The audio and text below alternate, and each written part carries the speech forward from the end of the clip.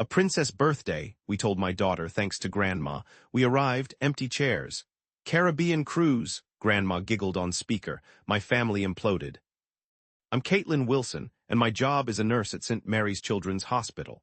Because I'm small and have brown hair that hits my shoulders, the kids call me the doll nurse. Seeing their happy expressions gives me a sense of happiness every single day. Michael, my husband, and I have been married for 7 years. He's a mid-level manager at an IT firm, and he makes sure to treasure quality time with our family when he's not working. He truly is a good person. Even so, I sometimes worry about his difficulty making decisions, particularly when his mom, Patricia, is involved. But regardless, I find his authentic self very likable. We have a daughter, Emma, who's 8 years old. She's in the 2nd grade and is quite popular with all her classmates. Emma's optimistic and innocent nature means she has a unique way of attracting friends. Her ultimate goal is to become an artist, and our weekend schedule often includes buying art supplies together. When she's completely focused on her drawings, she looks just like a real artist because of her serious face. Lately, she's developed a real passion for watercolor paints and has even made paintings to decorate the children's ward at the hospital. My mother-in-law, Patricia, used to be a high school teacher and now is really influential in the Church Women's Association. She always appears elegant with her signature Chanel suits. Despite being nice to me on the outside, occasionally in her eyes, I get a feeling that she thinks I don't quite measure up for her son. This is how it is. That coldness intensifies whenever my work is mentioned. Conversely, my father-in-law, George, is a practicing attorney. He's got a reasonable and just demeanor, and family unity is incredibly important to him. Lately, he seems to have some reservations about Patricia's actions, even though he never expresses them out loud. His tender glance, always exhibiting care for our family, consistently makes me feel good. Then there's Melissa, my sister-in-law, who's Patricia's biological daughter and a stay-at-home mom. She enjoys a privileged married life and is a prominent social media personality. Being a mother of 3, Melissa consistently displays her seemingly flawless family life online. She truly is Patricia's pride and joy. Often, I'm presented as her complete opposite. Once a month, we all get together for Sunday brunch after church. Every time, Emma sticks close to her grandmother, Patricia, who treats her granddaughter with affection. The scene at the Newbury Street Cafe, where Patricia was sweetly complimenting Emma's art, looked absolutely perfect. It seemed to be a perfect family connection on the outside. Patricia, who resides in Boston's upper-crust Beacon Hill area, is constantly worried about her public image. She puts up vacation pics with Melissa's family on social media and gives detailed updates of her church involvement. Oddly, pictures with our family are hardly ever seen. Occasionally, I felt a little uncomfortable about this selective sharing. Even with those little worries, things in our lives were generally calm. At our place in Back Bay, weekends are always about baking cookies and doing creative projects with Emma. Michael always seems to put aside any work stress and really values the time we spend together. On holiday mornings, we hit up the farmer's market that's nearby to get fresh produce, and in the evenings, all 3 of us dig into homemade pizza while watching movies. We really value these small moments of everyday joy. Mom, does this dress look good on me? Emma twirls around nervously in front of the mirror. The pink ruffles move around like flower petals. The dress, a special birthday gift chosen by Patricia, certainly was the dream of any 8-year-old girl. It's beautiful, sweetheart. You look just like a princess, I say. I stand behind my daughter, carefully curling her brown hair. Ordinarily, we keep her hair in a simple ponytail, but today is definitely special. I've even bought new heart-shaped hair clips to finish off her perfect birthday look. Dad, is the video camera all set? Michael looks up from checking the camera in the living room. Batteries are fully charged, ready to record every moment of today's star, he tells me. We still have 2 hours until our dinner reservation at La Bella Vista, the restaurant on the top floor of the Prudential Center. This fancy Italian restaurant with its spectacular view of Boston was Patricia's idea. Emma had been bragging to all her friends at school about it. I'm wondering if Grandma is getting ready right now. I hear Emma quietly speaking as she stares outside. Melissa's kids are going to be there too, correct? I respond with a smile and a small head movement. It's a bit unlike her, but Patricia was actually excited about setting up this birthday party. We should all celebrate together, she declared, managing all the bookings and organization. Typically, she only remembered Melissa's kids' birthdays, but this one was different. I was sincerely pleased this time around. Should we get going? At Michael's voice, my daughter and I wrap up getting ready, putting on some new heels and grabbing my most loved purse. The birthday gifts were already delivered to the restaurant. Everything from the cake to the floral arrangements had been handled under Patricia's guidance. The spring streets of Boston seemed to have a refined vibe about them. Blooming cherry blossoms adorned the streets as a light breeze swept by. Emma is staring out the car window, and she's becoming even more hyped up for the birthday party. Hey, I can see the Prudential Center. Emma's voice is filled with delight. That eatery is on the highest floor of the skyscraper, and we can see all the way out to Boston Bay. We get out of the car with the valet and step into the lift. Emma holds my hand tightly. She looks a little anxious. Could I get your reservation name? Having arrived on the highest floor, we're greeted at the reception area. Patricia Wilson's for 6 people at 6 o'clock. The receptionist looks over the list, and her expression changes slightly. She appears confused. I have to tell you, I don't see that name anywhere on the reservation list for today. A cold shiver runs through me. Just hold on, let me double-check. Michael pulls out his phone and starts dialing Patricia. There's no response. Emma glances up at me with worry in her eyes. Mom, where are Grandma and everybody else? The restaurant personnel politely lead us to some seats in the waiting area. Emma's dress, with its delicate details, seems to be drooping. After a half hour of waiting, we finally get through to Patricia. The voice coming through the speaker sounds remarkably happy. Oh, was that today? She chuckles lightly. In the background, I hear the sounds of waves and vibrant party music. Patricia, what's happening? My voice shakes. Emma holds onto my skirt very tightly. I'm so sorry. We're currently on a Caribbean cruise with Melissa's family. They're having a beautiful deck party. Melissa's kids are having a fantastic time. Big tears begin to fall from Emma's eyes, creating wet spots on the white floor. Don't call again. International calls cost a lot. By now, another light laugh. Michael's face has lost all color. I take a long, slow breath and speak as evenly as I can. I get it. From now on, let's just live as strangers. I end the call. A profound silence settles in the restaurant's lobby. Emma is crying, trying to muffle the sounds. Every time her tiny shoulders tremble, I feel a part of me breaking. Just then, the manager of the restaurant comes up to us. Looking at us with kindness in his eyes, he speaks very quietly. We've set up a special table for you. I hope we can add to the joy of your daughter's birthday. We got a fantastic table next to the window, offering the best view. The manager was incredibly considerate, arranging for the cake we had pre-ordered to be brought to the table. Emma, even though she still cried every now and then, slowly started to look up. Michael lovingly caresses our daughter's hair. Your parents are here with you. Let's make this a perfect day just for the 3 of us. The server lit the candles once we sat down at our table. The dancing flames reflected in Emma's eyes. Tonight we'll have new birthday memories, just the 3 of us. Just as I decided this, my phone began to buzz. I got a text message from Patricia. I deleted it without a word. 3 days later, a single picture which Melissa posted on her Instagram account started to cause some undercurrents. There was Patricia on the deck of a fancy cruise ship, smiling and holding up a glass of champagne. The photo had been posted that very evening. The comment section, all the Church Women's Association members wrote about their admiration. It looked like a really nice family vacation. Melissa's kids have grown a lot. Then there was one comment. Patricia, didn't this fall on Emma's birthday? That one line changed everything. Melissa saw the post in the ship's internet cafe. Her expression froze. It was Emma's 8th birthday, the special day for Caitlin's only daughter who was like a sister to her, the special celebration her mother had promised. I need to speak with my mother. Melissa dashes through the corridors of the cruise ship. I was in the opulent bar on the ship having a conversation with some people I'd just met.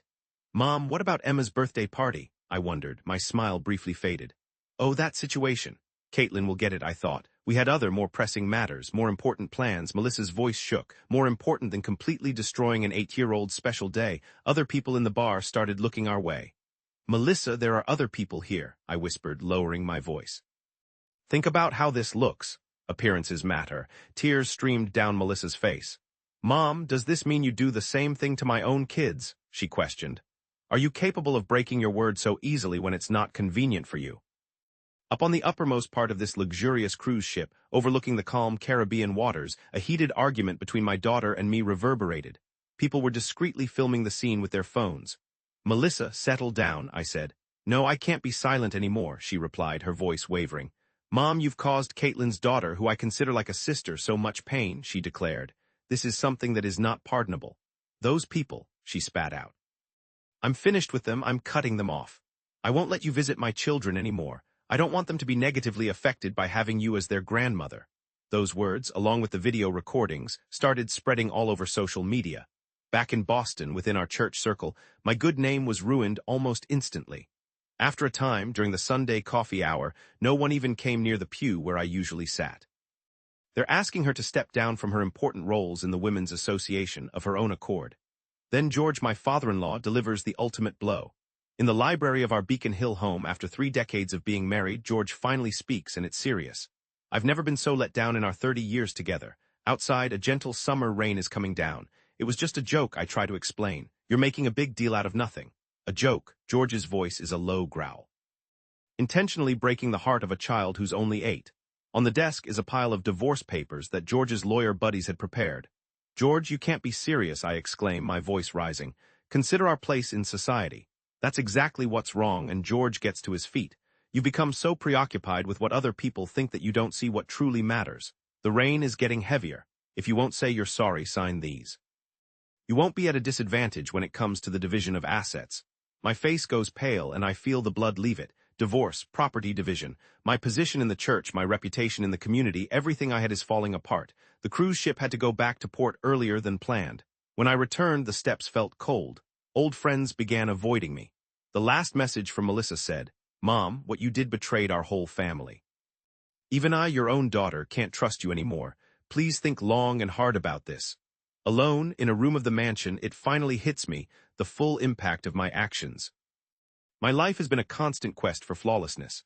Familial affection, twisted by a desire for dominance and one unchangeable error. A pen trembles in her grip as she prepares to write a note. I receive letters from Patricia in my mailbox every morning.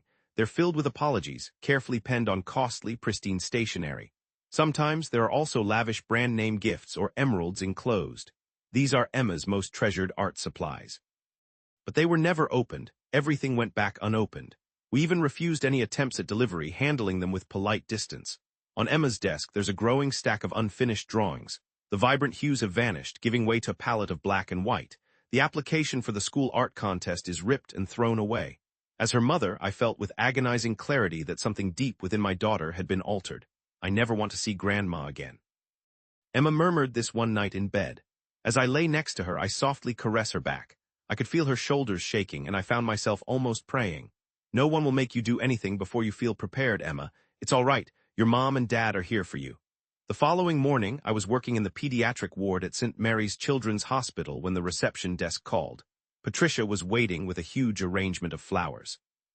The perfume of white Casablanca lilies, sweet and heavy, nearly reached into the ward. "I'm sorry, but please go." Upon hearing my words, Patricia simply nodded, tears welling in her eyes. She appeared to be a totally changed person compared to the composed woman she used to be. Instead of wearing her expensive Chanel suit, she was in a simple dress. My friend's usually flawless hairstyle is a little messy now. I can tell she's utterly exhausted by the way her eyes look. "Oh, Caitlin, this is plenty. I really need to see Emma." Her tone of voice isn't smug anymore, but I'm telling myself no. At this moment, I'm focused on safeguarding Emma's emotions. Several days pass, and Michael gets a phone call from his dad. He said he wants to have a family meeting. George's voice sounds as formal and controlled as it always had when he was an attorney. Gathering will happen at his law office, specifically in the conference room. All grown-ups except Emma are expected. We find our seats around the substantial darkwood table and sit down. The conference room has large windows and the sunlight of early summer streams in, reflecting off the Boston skyscrapers outside. There's a palpable tension filling the room. I want Patricia to do the talking today. The meeting begins as George starts speaking. Melissa is there, but she avoids looking at her mom. Her phone is on the table and she's wiped all her social media posts. Patricia has a script in front of her, but her hands are shaking. She doesn't even glance at it, but begins to speak very slowly. For the first time, she genuinely looks remorseful. I felt like I had to be the ideal mother. The conference room went completely silent when she said this. Michael shifts forward in his seat a bit. I wished to give Melissa a perfect life where she wouldn't need anything. I wanted to have a respected place in the world, one that everyone admired. But this fixation twisted everything. My principles were all about what other people thought. Patricia's voice wavers. George quietly offers her a glass of water. "And Caitlin, I hated you." My initial thoughts on your nursing career weren't very fair, I admit. It was simply my own preconceived notion. Honestly, you're an amazing individual with a real capacity to care for others. I just sit there quietly. I feel Michael's hand shaking next to mine. Emma, she was such an innocent. She truly trusted me as her grandmother. Me, who merely exploited my role as a grandmother. I crushed that young, unsuspecting spirit. Tears, big ones, streamed down Patricia's face. She doesn't seem to care that her makeup is ruined. I'm probably not even worthy of seeking forgiveness. However, I will bear the burden of hurting that child's feelings until I die. My goal for the years ahead is to make amends. Melissa gazes at her mother for the first time. Her eyes are shimmering with tears as well. The complicated feelings of a daughter, one who existed solely to live up to her mother's desires, are evident. All through my life, I've only been worried about my daughter, what people thought. I even treated my own daughter like a means of pleasing myself. Someone like me shouldn't have caused my granddaughter such pain. It's something I understand at long last. A prolonged silence fills the air. At last, I speak slowly. Patricia, I can forgive you. Everyone's eyes shift towards me. However, it will require time to build that trust again, especially to mend Emma's hurt. She has bad dreams every single night. The image of her betrayal by the grandmother she loved on her special day is imprinted so deeply. Michael continues what I started to say. Mom, let's begin again. However, it shouldn't be a fake performance. Instead, let's be a real family this time. For that, you have to change. I'm feeling intensely moved, really. Remaining still, she quietly murmurs a tiny, thank you. She seems so vulnerable now. I have some suggestions for some very practical steps to make amends. George pulls out some paperwork. They provide a plan for rebuilding the relationship bit by bit. Initially, Emma and I will only meet sparingly until she feels up to it emotionally. Until she's ready, we can only exchange letters once a month. Any face-to-face interaction and presence must have her parents' approval. Also, Patricia will be attending therapy regularly. Melissa says she wants more time to heal her relationship with her mom. Despite that, she is open to contributing to these discussions because it's best for Emma. Her commitment shows how strong she is, working towards a fresh family structure. I feel so fortunate, and I can tell Patricia genuinely means it for the first time. Half a year has gone by since then. I haven't spotted Patricia at church at all. Her usual spot in church is deserted on Sundays, and her old friends in the Women's Association carefully choose not to talk about her. The drapes in her Beacon Hill house are always closed, and the bright lights of parties are gone, even though I can see this new change is underway. Every Tuesday afternoon, Patricia volunteers at a senior home in the Boston suburbs. Her extravagant Chanel clothes are gone, and she's dressed in a simple care uniform, and she now ties her hair back plain and simple. Patricia's readings are so uplifting, is what the folks at the facility have started to say. My mother's reading style has completely lost the snobbery it once held. Especially when reading aloud to youngsters, there's a kind and soft look in her eyes. Every 4 weeks, Patricia sees her therapist. She slowly faces her own demons in a chic office space. I finally get how my need for everything to be perfect has caused pain to the people closest to me, she confesses to her therapist in a soft voice. There's a journal on her lap where she writes her thoughts and feelings every day. The words in that journal display her resolve to live a life where she makes amends for past wrongs. The relationship between my mother and Melissa is still something they're working on. Melissa, the daughter who was once spoiled rotten, steers clear of any direct interaction with her mom. Her activity on social media is no longer as showy. Instead, she posts thoughtful content focused on the true importance of family. I've learned a lot from my mom's errors, Melissa mentions on her website. Her blog posts get thousands of thumbs up, but that's not what matters anymore. It's just a side effect. George and Patricia have made the decision to live apart from each other. Even though they avoided getting a divorce, George rents an apartment that's close to his workplace and stays there. From time to time, they have low-key talks while he observes Patricia's transformation. Maybe this separation feels like the best option for them, right now. And Emma's artwork is slowly getting its vibrant hues back. Though not bursting with all the colors of the rainbow just yet, delicate watercolors are gradually appearing on her canvases. Dad, Mom, I want to enroll in classes at a new art school, Emma mentioned to them not too long ago.